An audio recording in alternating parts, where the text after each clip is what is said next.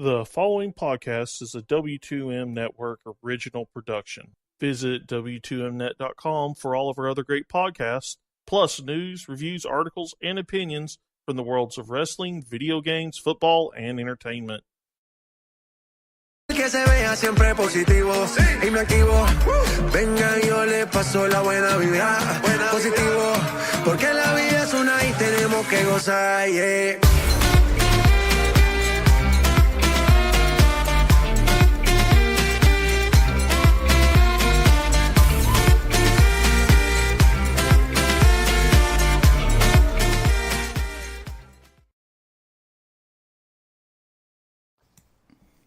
Hello and welcome to another World Cup edition of Soccer to the Max. Sorry we missed a few games here, but we are for sure talking about the quarterfinals here, which include the four games that happened, and they were all pretty good in their own way, except maybe the France-Uruguay game because of a certain person missing, which you could kind of feel through some parts of it. But the other three were really spectacular. Sadly for Rachel, Russia goes out in penalties to Croatia to cap off Saturday afternoon here in the States. How are you recovering? Oh, I'm recovering just fine. I mean, like we talked about off the air and everything, nobody expected this team to do what they did, and I'm not angry. I'm not sad. I'm just very proud. And I feel like losing to Croatia makes it better because I don't really have any reason to not like them. Like if we were playing England because I can't stand Harry Kane, I would be a little salty, but I am recovering fine. It's nothing that a little popcorn won't fix, and vodka. Have the Russian delight in honor of Russia. But, Erik, I mean, you've been doing pretty good on those predictions with all these teams. I mean, this round had everything. Drama, goals, comebacks, waffles, and even a little bit of a early Oscar buzz to kind of top off the festivities. But yes, I am sitting here 4-0 in my quarterfinal predictions and, thinking of a different kind of Russian delight. Let's just say that. Well, yeah, I mean, let's discuss, I think, the games from today. And I think it contrasts with one of the games from yesterday because, I mean, the first half, Russia was actually going at it with Croatia. And then towards the second half, it was really just, I think, Croatia really putting the pressure on, trying. And they get that goal. And then in extra time, and then Russia gets the goal almost at the end of extra time to send it to penalties. When you're thinking, oh, okay, Croatia got what they deserved, sort of. But then Russia wasn't going away, giving one more for the country, for the fans watching. Overall, it was a really good game, though. I thought, you know what Croatia's going to do, and Russia matched them, at least in that first half, and did their thing, holding on until they had to strike again. And I mean, that goal from Mario Fernandez, Brazilian-born but has Russian citizenship, that was his first international goal. I think today was his 10th or 11th appearance. And, you know, that was just kind of like, whoa, like, you know, they have a chance to win it. But even in extra time, like comparing how certain players were moving compared to others, I mean, Luka Modric was just firing on all cylinders still, and Russia just looked so tired. I mean, Fedor Smolov came on as a substitute, and he even looked tired. It just, I don't know, today just wasn't the day, but I mean, I think Russia is the team. they have solidified that in this World Cup they're the team of surprises, because everyone thought Croatia was going to win when they got that second goal. But then here comes Mario Fernandez, out of all people to score, the guy who doesn't even have the Russian-sounding last name. He's the one that does it. And then he goes and completely misses a penalty. Ugh. At least his miss wasn't as bad as Fader's. I mean, Fader, I told you to call me. I didn't tell you to shank the penalty and then call me. I mean, I'm still totally willing to, get a call and go on a date and be your wife. Rachel, cut the man some slack. He's going to need that kind of comfort now, even more than he did before this match. Come on now. I'm just waiting for the call. I will give the comfort. I just need the call. But oh my gosh, his penalty was so bad. Like, why would you shoot? The goalkeeper went left before Smolov even touched the ball. Well, he was already past him, but he didn't hit it hard enough, and he was able to go back with that hand, look back, and hit it again. It's like, that's something you rarely see. You had to have hit it about just as slow as Modric did on that the penalty that he got blocked in the previous game. Mm-hmm. I mean, for me, I don't know how you can. I understand like hitting it over the bar or having it hit, but like Fernandez doesn't even hit the post. It just completely he went so wide. Like, I don't know what that was. I think it looked like he kind of hit it with the wrong side of his foot. That can happen as well. Yeah. Who was the player for Croatia? I can't remember who it was. It was either the second or third PK taker who, I think Igor Akinfeev got a hand on it, and then it hit the post. Yeah, that was Modric. And it went in. Yeah. Oh my God, that was just. As soon as that happened, I knew Russia was done for. We can only have so much luck. At least they kept up with them. It took Rakitic again being the man that nails it for Croatia to get them through, but got to give Akinfeev credit for holding on until the end. For Russia for fighting, they didn't just give in. They made them go to penalties and made them knock them out. Honestly, again, like you're saying, I mean, let's give Cherchesov some freaking credit here. The dude just hits golazos every time. I mean, that goal that he hits, like, he started the tournament with a great goal, and he ends the tournament with a fantastic goal. Cherchesov's the coach. That's Cheryshev. Oh, Cheryshev. Yeah, there's so many C's, but oh my gosh, it was such a screamer. And I mean, hey, they didn't win the game. Russia isn't winning the World Cup, but players like Denis Cheryshev, Artem Zuba, and Alexander Golovin have made such a name for themselves. Golovin's only 22. I'm pretty sure Cheryshev's only 25 or 26. He's young, I know that. I think Zuba's like 28, but like these guys have made such a name for themselves. I've seen Alexander Golovin's name already mixed together with rumor mills, like transfer rumor mills, and with, because Christian Pulisic has it, and like other guys who are even starring in the World Cup right now. His name is already in with some of the big clubs, whether it be in England or Germany. These guys have made such a name for themselves. And something that I always thought was interesting during the broadcast was Stu Holden saying, Fedor Smolov was the guy who was supposed to be the it guy in this tournament. He had a really bad game one. He came on as a substitute against, oh my gosh, who did they play? Uruguay and Egypt, and he also came on as a sub against Spain, and he did well as a sub today. He wasn't that good.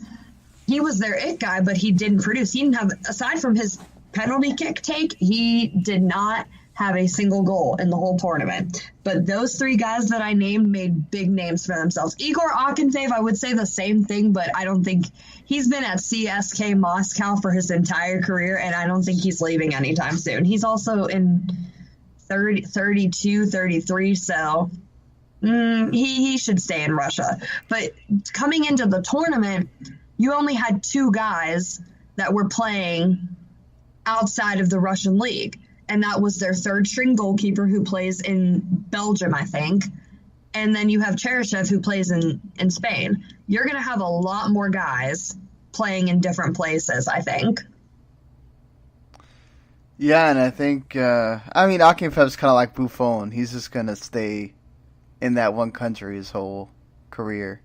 And I think Fernandez can go somewhere big, too. Mario Fernandez. I think he can really go somewhere big. I still think Smolov could go somewhere decent. I mean, he's been really good in the Russian league, and aside from this World Cup, he's been really good for the national team. He had a really good Confederations Cup. So, I don't know. I mean, usually you're going to see guys get big signings because of what they do in the World Cup. Usually you don't perform well. If you were on somebody's radar, you don't. You usually get off it. But again, he's got a sweet deal where he is, so it's not like he loses too much if he doesn't go somewhere. I can't think of his name right now, but the defender that's like 38, even he's come on and done really well.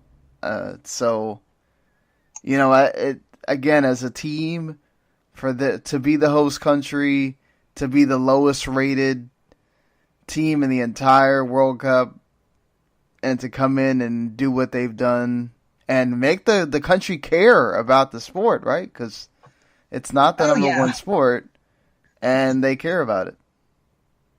Well, and it's good to see that, like, I know they mentioned it in the broadcast. I have friends who live in Russia that have said the same thing. Before the tournament began, even Russian fans were really pessimistic about the opportunity, the options, who they're playing against. And then they did what they did, and that just more people started coming to the matches. I remember during the Confederations Cup, granted, that's a lesser tournament than the World Cup, there were so many empty seats. You didn't see empty seats when Russia was playing, whether it be group stage or elimination round matches. I mean, now the performance of what this team did has given Russian people something to cheer about, something to actually be confident in. Those FIFA rankings better be bumping Russia up a whole lot. And it's a really good sign to see. And I think that also goes back to when we talked about in our preview show, how Russia, they didn't just do their tune-up matches with teams like, like Haiti or, dare I say, Trinidad and Tobago on a soccer podcast that's based in the United States. I mean, they played against Spain, and they played against, I think they played against Ireland. I know they played against a lot of really good opponents. I think they played Brazil. I mean, they came in, they didn't have the best records in those tune-up games, but they figured out what they needed to fix. They did it, and then they had this Cinderella run that basically is a mirror to what Costa Rica did in 2014. Yeah, certainly. And I know for a fact the team they did play was Belgium. And Belgium pulled the upset that Erik had predicted in his before the whole tournament started predictions, even though this is a quarterfinal and not the final. So Belgium still have 2 games to play. It's okay. It's okay. Things work out that way for a reason. But what I was basically comparing is that very much like Croatia or Brazil were, aside from the 2 goals, which one of them was honestly a fluke and a mess up by was it Fernandinho on the set piece goal, and then De Bruyne had a fantastic shot for the second one. But Brazil really had control of a lot of that game. They were fortunate to get the goal they got, and then they just couldn't get that second one. And then when you thought, okay, here they come storming through, Courtois just kept everything out.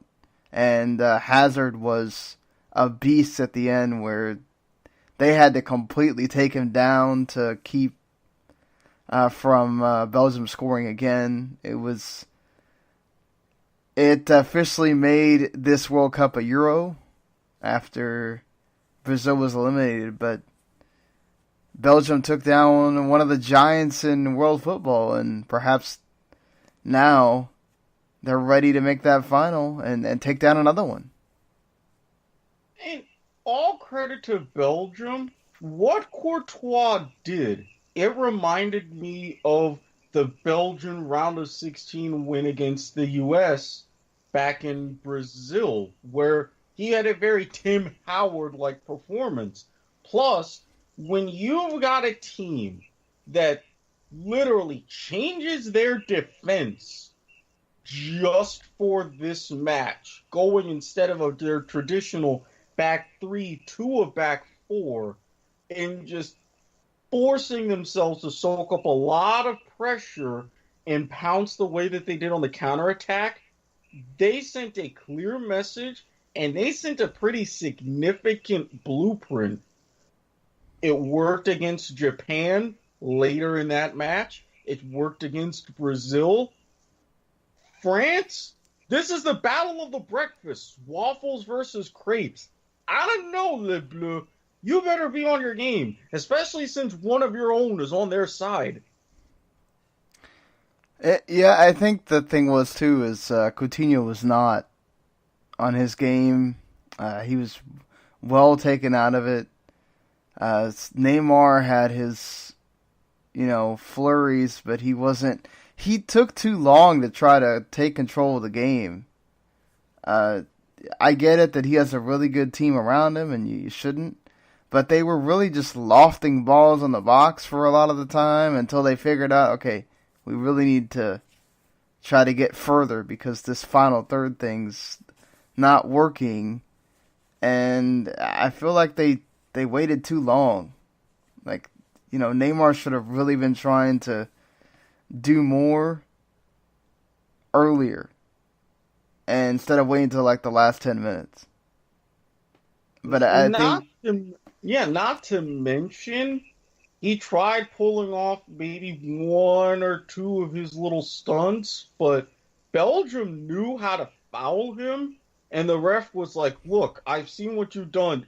Get up. Just come on now. I don't know about that. I mean, even he also, told the ref to keep going on one of them where they were trying to see if they were going to get a penalty out of it. I think, honestly, he just falls too easily. You already know what he's going to do. Unless he gets clipped, obviously it's not a...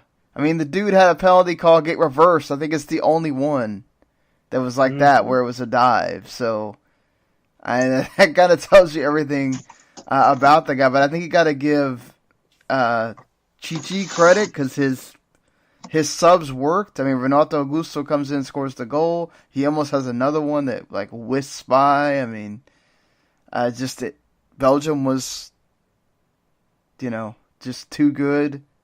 And I mean, like I said, Hazard was amazing when he had to be. Lukaku had a fight with Miranda the whole time, which that was the highlight of the game, was him and Miranda going at it. And, just, again, I think Belgium's finally gotten that monkey off their back of underperforming when people go, oh, golden generation. Maybe it's time. Yeah, maybe it's their time, and at this point, with a game like France, wide open, and with now 4 matches left, there's still an outside chance of breaking the all-time World Cup record for most goals. France and Belgium could go a long way towards pushing that total.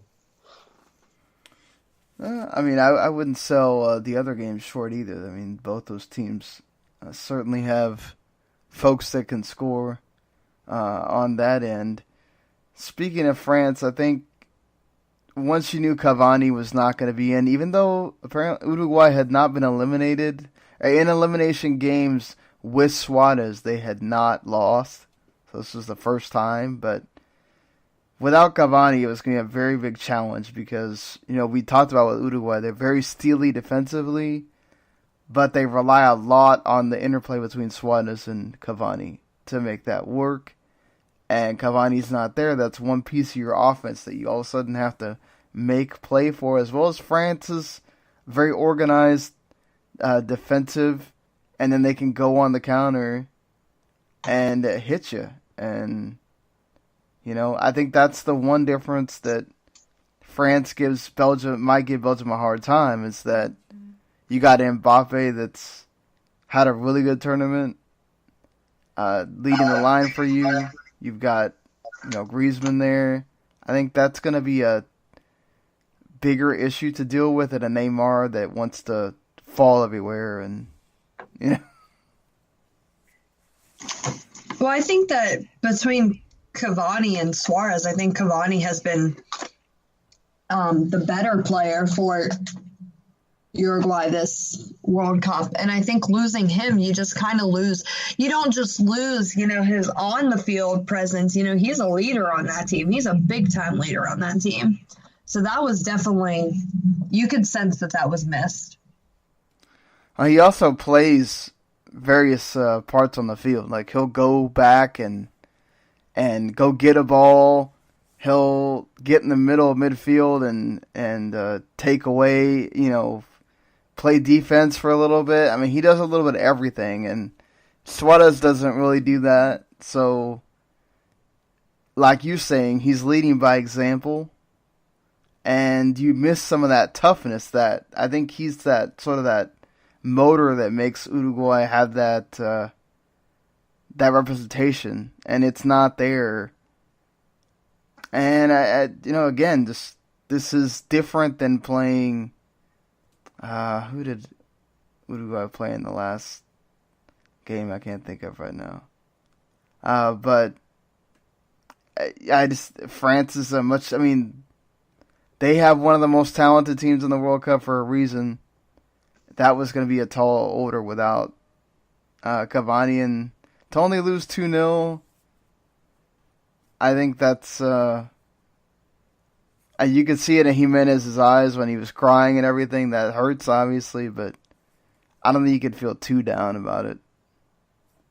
Well, given Uruguay and not just missing that motor, but that link-up play, that kind of 1-2, 1-2 as they're going forward, as Uruguay showed against Portugal in the round of 16, that was brilliant. You kind of see, okay, maybe Suarez is still trying to play 1-2 with somebody, but no one's really around. They don't have that kind of chemistry, but 2-0 to a top 10 team, like you said, there's a lot worse ways to bow out, especially in this tournament. Yeah, and England kind of got the nice pick of the round, right? I think Sweden got through against a Switzerland team that they're kind of very similar. And then you face an England team that's got, Harry Kane you have to be careful of. Dele Alli was back. He was a force in the game. Raheem Sterling, they had big trouble stopping him during parts of it. Jordan Pickford came up fantastic again, making some big saves when he was called upon. But honestly, I never felt like Sweden was...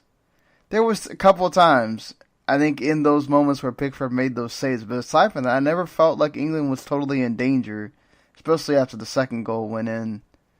I felt like you're just kind of riding it out. Honestly, for me, if Maguire doesn't go to a bigger club after the World Cup, I'll be really surprised. Because he has been one of the, I think, unsung heroes of this World Cup. He's been just absolutely reliable there for England. The guy that you count on every time something dangerous comes in the box. Here he is, kicking it out of there, heading it out of there. Everybody's talking about Kane with the goals. I think on the other side, him and Pickford have been fantastic. Well, that's why England has been so solid defensively. And this World Cup is not only going to help him, but really help the team. Because, well, they had the ghost of losing in penalties, doing it in 90, doing it in 96, 98, etc. Now they have a penalty shootout win. Then going into this one, Sweden, although they were the pick of the round for them, Sweden was still a little bit of a bogey team in recent memory for England. They have a solid win against them. So this, everybody's saying, oh, football's coming home, the cup's coming home. It might. Emphasis on might. And I think Maguire isn't going to be the only one who is either going to move to a bigger club or certainly command a bigger deal. Yeah, John Stones has been really good as well. Just that pairing for England has been fantastic back there, and I think just the team itself.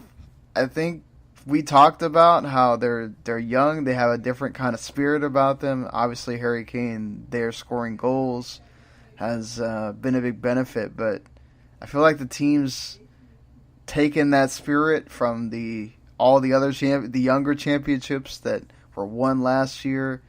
Mm-hmm. Not having the pressure, obviously getting a few. They won a really tough one against Colombia. They got a much better draw against Sweden there. And Croatia's another team that's sort of giving them trouble before in the past. So that's going to be an interesting one with players that have some previous Premier League ties, current Premier League ties. So it'll be a fun one to watch. I think you could definitely see goals in that one as well, with all that you have there on the pitch between those two teams. Honestly, I feel like we might be looking at another England-Belgium rematch, the way things have been going. Which, I mean, a lot of people would complain about, especially as we had talked off there. If that happens, then everybody would talk about how the Premier League is the best on the planet for at least 4 years. But, I mean, hey, if Belgium has to beat England to win the trophy, then damn it, so be it. That would be really crappy for England to get beat twice. Would really be interesting to see how they play each other when it's all on the line, as opposed to when really nothing is on the line. So I mean, it could be a fantastic game for anything. If we talked about how drab the first one was, where nobody cared, this one where the final, it would be for all the marbles. I would really love to see it, because I think that'd be a different everything when it comes to that. But again, I mean, many people are probably thinking, oh, you're going to have the two big names, France and England, in the final. I feel like Belgium and Croatia are really going to have a lot to say about that, and Croatia's been really sneaky. Yeah, they've had to go to penalties twice, but they had that resolve. They don't quit.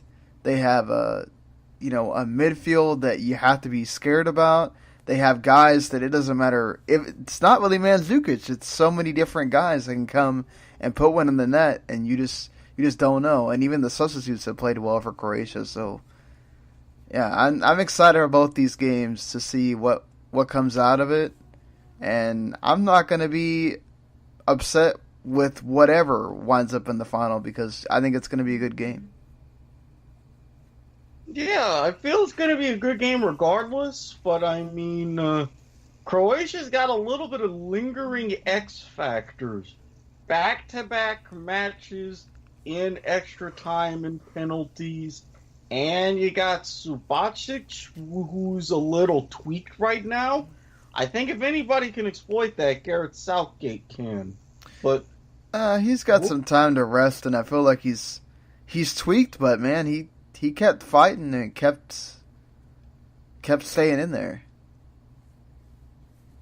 He did, but how I have to see how much more damage that caused to see. Hopefully, it didn't get even worse, and you can still use that time to rest. Yeah, I mean, you gotta hope for him.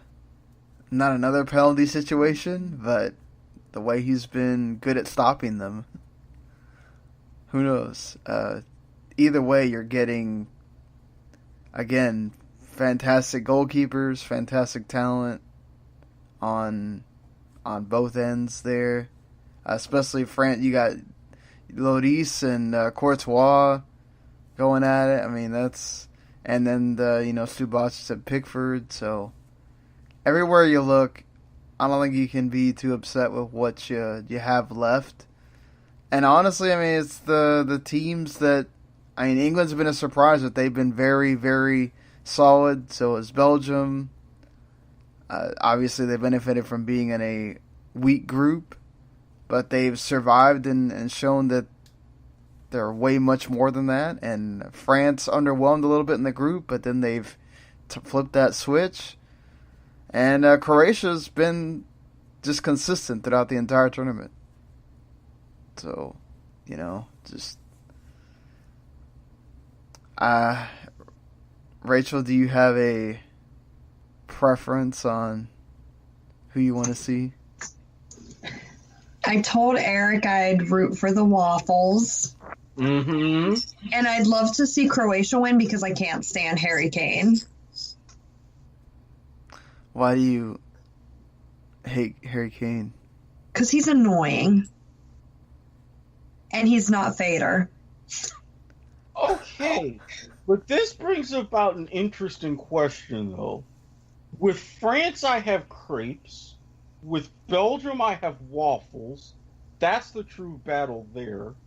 I know about an English breakfast, which I'm sorry, England fans, I'm not overwhelmed about. It's just no, not for my taste. An English breakfast. Yeah, but for Croatia, what is your breakfast food? Got it. What? Got it. Oh Lord. Continental Croatia. It consists of polenta and cornbread with lard and a sprinkling of paprika and a strong coffee. And strong was bolded. Oh, hell no! I am not starting my day with a big steaming helping of pig fat. Yeah, I'll pass. Go in. But wait, it says pancakes or crepes are also usually readily seen on breakfast tables across Croatia, and one other breakfast tradition, which is not exclusive to a region in Croatia, is a sharp shot of rakiza. I don't know what it is, but the picture makes it look... Oh, it's alcohol. Okay. You had me at everything. Why in God's name do you need the lard? I could do with everything else, even the polenta. Lard. I don't want polenta and cornbread for breakfast. Sorry, Eric. I know I said I'm rooting for the waffles, but I love me a good crepe. Yeah, look, I can't go against you with good crepes. Especially, different mixed berries, almost like a little puree filling, top it with some whipped cream. It's delicious. No argument here. Lard. Everything. Lard. No. We're Slavic. We're Slavic. We're crazy. Yes, but crazy. I get mixing alcohol and coffee early in the morning, but you're not lard crazy. I mean, that's for Siberia. Some southern states use lard as well in the morning, to make certain things. It's not totally out of our region here for that to happen. Ugh. I agree with you, though. I'd rather have some waffles or crepes. Thank you. And even with all English this stuff, breakfast, sadly, we will have to have either an English breakfast or polenta and cornbread in the final, because one of those is getting there. I don't mind the continental Croatia. I'll have the polenta. I'll have the cornbread. I'll have the booze. I'll have the coffee. I'll have the cake. You try putting lard on my plate, I will smack you. Deal breaker right there. Hold the lard. Everything else is good. Hold the lard. Hold the Lord. That's a good way to sign off the show. Yeah. Hold the Lord. Let's hold the Lord in the semifinals. Get some good games. Hey. And we'll see how those turn out on Tuesday, Wednesday. We'll be back on Wednesday to talk about both the games and get you ready for that final. I don't really care too much about those third place games, but have at it. World Cup. But yeah, there you go, guys. It's almost here. The end is almost upon us for the Men's World Cup. Wah, wah, wah. And on this day next year, the Women's World Cup will be ending. Woo! So, well, that's going to be, oh my God. That's a tournament that Brazil can win. Have you seen the schedules for this? Talk about all-day soccer during certain parts of June to July. You'll have the Women's World Cup during the day and either Copa America or Gold Cup at night for your viewing pleasure. So get ready, folks. Or both is yes. The Women's World Cup runs from June 7th to July 7th. Copa America from June 14th to July 7th. And then the Gold Cup is from June 18th to July 18th. Yeah, the Women's World Cup is in France, so that'll probably be on around the same time that you'll get, the EPL games, that kind of thing. Or around the same time, perhaps, maybe a little bit later, or around the same time with the Russia games. So yeah, a little bit later, because France, you're looking at a 5 to 6 hour time difference, whereas for the majority of Russia, you're looking at least 7. So probably about what the first game starts at I think you're still looking at the first game starting at 12 or... Yeah, either 11 or noon, and then your later matches are at 3 and 4. That's not too bad. No, not bad at all. Just don't forget to hold the lard. Exactly. Yeah, I mean, look, England, you're not too much better with some of your beans, but you at least don't always include those. But for God's sake, hold the lard. Later, everybody.